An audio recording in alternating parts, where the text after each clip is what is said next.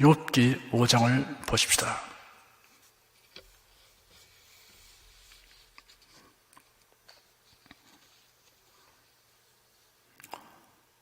모든 사람보다 뛰어나게 부유하고 경건한 신앙을 가진 위인으로 알려진 욥이 재난을 당했다는 소식을 들은 욥의 친구 세 사람이 조문하고 위로하려고 찾아왔습니다. 그들은 욥이 모든 소유물과 자식들을 다 잃고 온몸에 악창이 나서 제 가운데 앉은 참상을 보고 통곡하며 할 말을 잃고 일주일을 욥과 함께 땅에 앉아 있었습니다. 그 후에 욥이 탄식하며 독백하기를 자기의 생일을 저주하며 그가 세상에 생존하게 된 것을 한탄하고 죽기를 갈망하였습니다. 그러자 욥의 친구들 가운데 가장 연장자인 엘리바스가 드디어 입을 열었습니다. 엘리바스는 욥이 서로 듣기 싫어할지라도 충고하지 않을 수 없음을 밝혔습니다. 이어서 재앙은 죄의 결과라는 논리를 전개한 후 인간은 철저히 불의하고 우매하며 연약하고 유한한 존재라는 사실에 관하여 그가 환상 중에 하나님께서 하시는 말씀을 들은 바를 부연 설명하였습니다. 그래야 자신의 충고에 대한 권위를 은연중에 나타내었습니다. 오늘 상고하게 될 5장 역시 엘리바스의 충고의 연속입니다. 지금까지 우회적으로 충고된 데서 나아가서 직접적으로 욥의 잘못을 질책하며 회개를 촉구하는 내용입니다. 1절을 함께 읽겠습니다. 부르짖어 부어라. 네게 응답할 자가 있겠느냐? 거룩한 자 중에 네가 누구에게로 향하겠느냐? 욥, 자네는 죄 없이 고난당하고 있다고 말하겠지만 과연 죄 없이 고난당하는 자가 있었는지 소리쳐 불러보아라 하였습니다. 자네가 그런 식으로 생각하고 공경에서 벗어나기 위해 도움을 요청하며 부르짖으면 하나님의 천사들을 중 그 누가 너를 옹호해 주며 도와줄 자가 있겠느냐 하였습니다. 엘리바스는 욥에게 응답할 자, 옹호하고 도울 자가 있을 리에 만무하다는 것을 분명히 인식시키려고 하였습니다. 2절을 함께 읽겠습니다. 분노가 미련한 자를 죽이고 시기가 어리석은 자를 멸하느니라. 엘리바스가 자신의 주장을 입증하기 위해 잘 알려진 격언을 인정한 것으로 보입니다. 환난당했을 때 회개는 하지 않고 그 환난당한 일로 인해 분노하면 그 분노는 자기를 해주는 결과를 초래하고 만다고 하였습니다. 환난당했을 때 다른 사람의 형통함을 시기하면 필경 멸망하게 된다고 하였습니다. 엘리바스의 이런 충고는 여전히 그가 욥이 당한 고난과 욥의 탄식에 대하여 피상적인 면밖에 보지 못하고 있음을 드러내고 있습니다. 영적으로 아직 유치한 단계에 있는 사람이 고난당한 자를 충고하면 이같이 행동하게 되는 경우가 있습니다. 3절에서 5절까지 함께 읽겠습니다. 내가 미련한 자의 뿌리 박는 것을 보고 그 집을 당장에 저주하여노라. 그 자식들은 평안한 데서 멀리 떠나고 성문에서 눌리나 구원한 자가 없으며 그 추수한 것은 죽인 자가 먹되 가시나무 가운데 있는 것도 빼앗으며 골무가 그의 재산을 향하여 입을 벌리느니라. 아기르의 멸망에 대하여 엘리바스 자신이 목도한 개인적 체험을 진술하였습니다. 엘리바스 자신이 아기르의 형통을 보고 저주하더니 결국 그 자식들이 평안치 못하게 되고 압제를 당해도 도울 자가 없으며 재산을 약탈을 당하였다고 하였습니다. 엘리바스는 욥의 경우에는 합당치 않은 충고를 강변하고 있습니다. 경강부회라는 말이 여기에 적절합니다. 가당치도 않은 말을 억지로 끌어다 대어 자기 주장에 맞도록 하는 것을 의미합니다. 6절과 7절을 함께 읽겠습니다. 재앙은 티끌에서 일어난 것이 아니요 고난은 흙에서 나는 것이 아니라 인생은 고난을 위하여 나나니 불띠가 위로 나름 같으니라. 고난의 원인과 그 미치는 범위에 대해 언급하였습니다. 이런 보편적으로 적용되는 진리입니다. 지향은 티끌에서 일어난 것이 아니요 고난은 흙에서 나는 것이 아니라 하였습니다. 고난의 원인이 결코 자연 발생적이거나 우연에 의한 것이 아니다라는 뜻입니다. 인생에 다가오는 고난의 근본 원인은 아담의 타락에 있습니다. 인생은 고난을 위하여 나날의 불태가 위로 나름 같으니라 하였습니다. 인생이 고난을 당하는 것은 마치 불꽃이 위로 나는 것과 마찬가지로 이상한 것이 없다고 하였습니다. 고난은 인간 모두에게 미치는 것이니 유별난 것이 아니라는 뜻입니다. 8절을 함께 읽겠습니다. 나 같으면 하나님께 구하고 내 일을 하나님께 의탁하리라.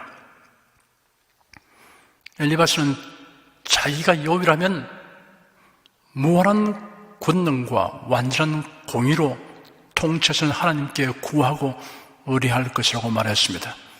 은근히 자기 우울감을 드러내었습니다. 9절과 10절을 함께 읽겠습니다.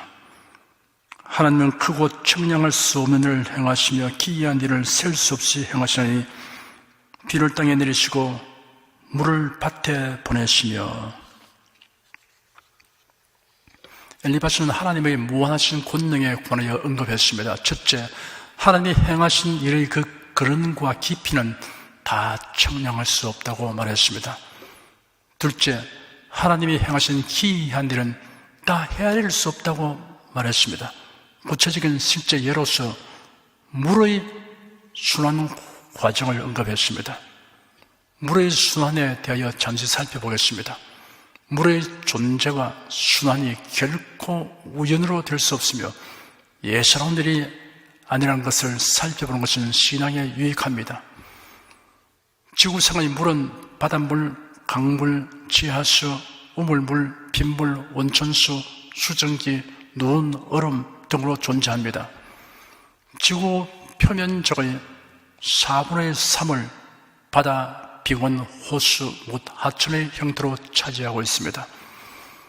바다, 강, 호수 등의 물이 태양열을 흡수하여 수증기가 되어 대기 중에 확산되고 그 수증기는 응축되고 모여서 구름이 됩니다. 구름은 대기 중에 떠다니게 됩니다. 대기는 지구 중력에 의하여 지구 주위를 둘러싸고 있는 기체입니다. 지구는 기체로 둘러싸여 있으며 이 기체는 거의 같은 높이의 기체로 되어 있어 대기권이라 부릅니다.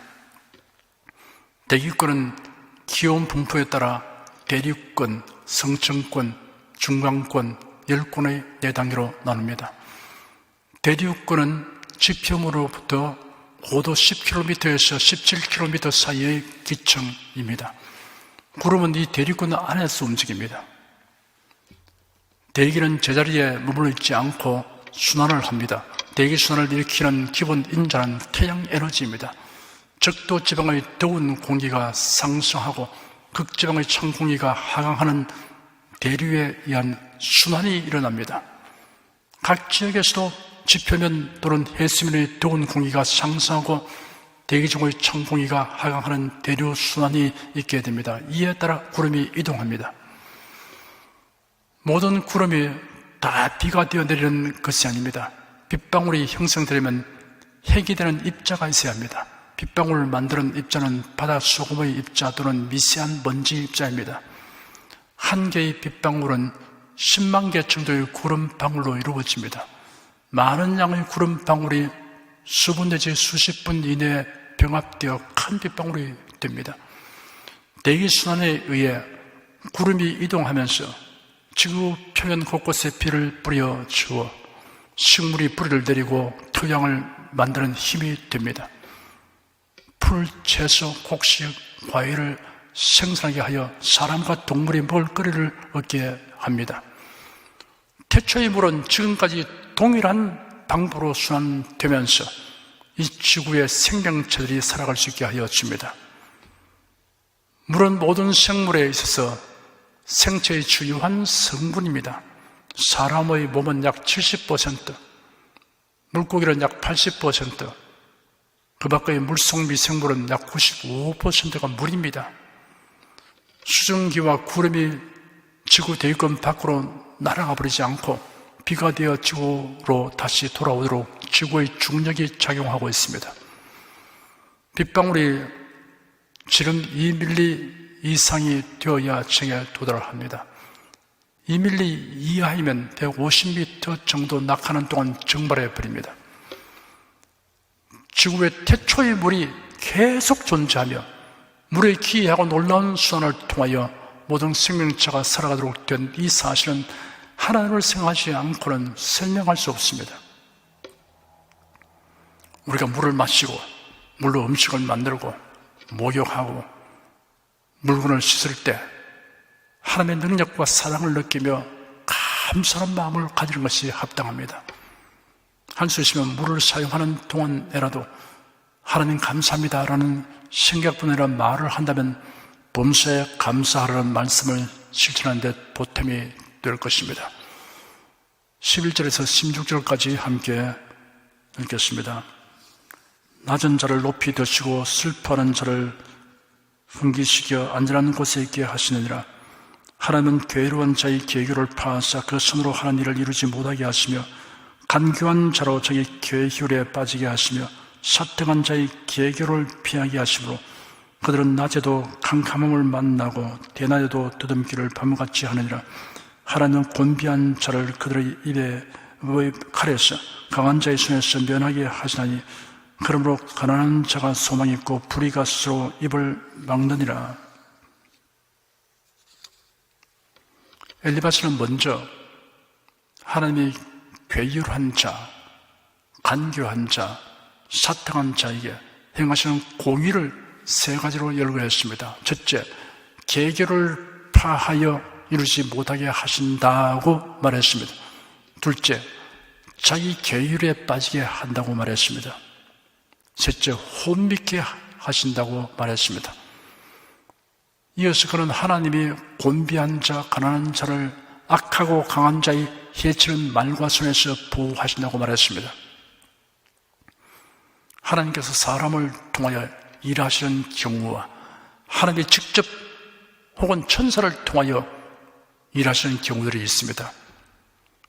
히브리 새청년 사드락 메삭 아벳느고를 맹렬하게 타오르는 용광로에서도 불타지 않도록 보호하셨습니다.